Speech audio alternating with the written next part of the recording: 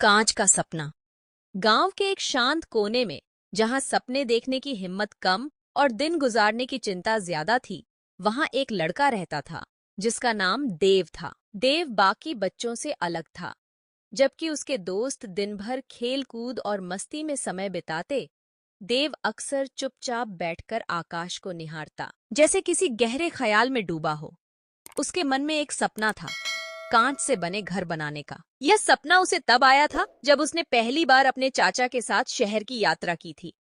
शहर में उसने एक ऊंची कांच की इमारत देखी थी, जो सूरज की रोशनी में हीरो की तरह चमक रही थी। उस इमारत ने उसके मन में एक चिंगारी जलाई। गांव लौटने के बाद उसने हर किसी को उस इमारत के बारे में बताया।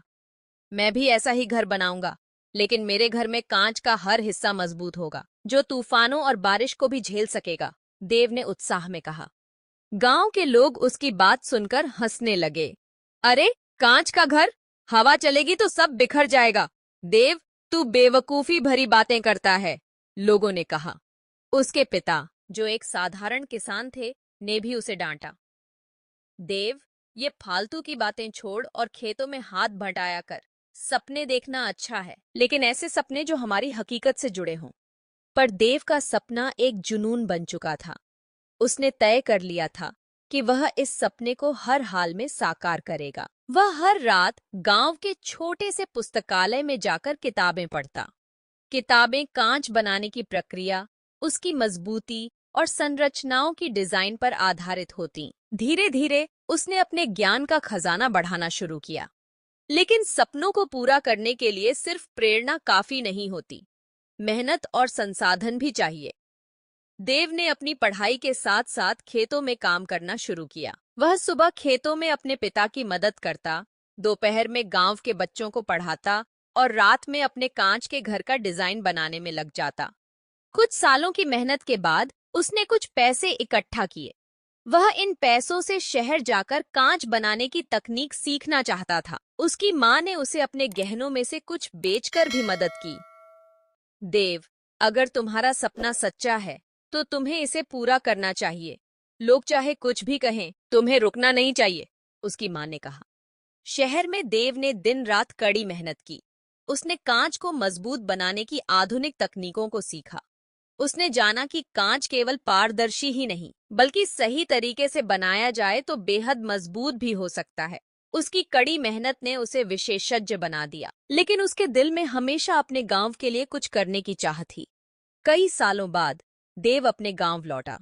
अब वह एक प्रशिक्षित इंजीनियर था, जिसने कांच की संरचनाओं में महारत हासिल कर ली थी।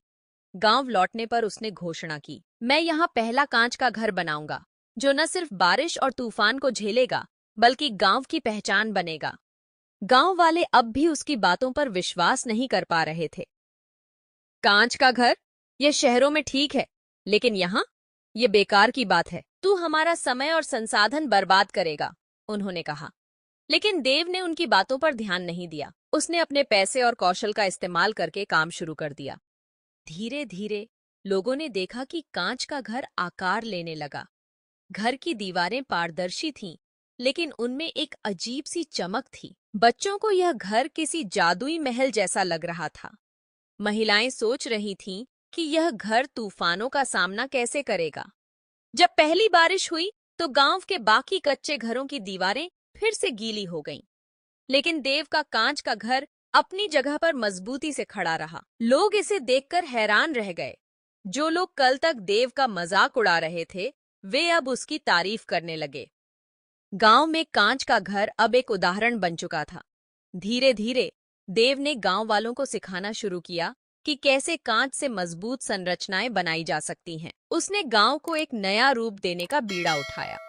कुछ सालों के भीतर गांव में कांच के घरों की एक नई बस्ती बस गई। यह गांव अब सिर्फ एक गांव नहीं, बल्कि प्रेरणा का प्रतीक बन चुका था। लोग दूर दूर से इसे देखने आते। देव के कांच के घरों ने न केवल गांव को प्राकृतिक आपदाओं से बचाया, बल्कि उसे एक पहचान भी दी। शिक्षा।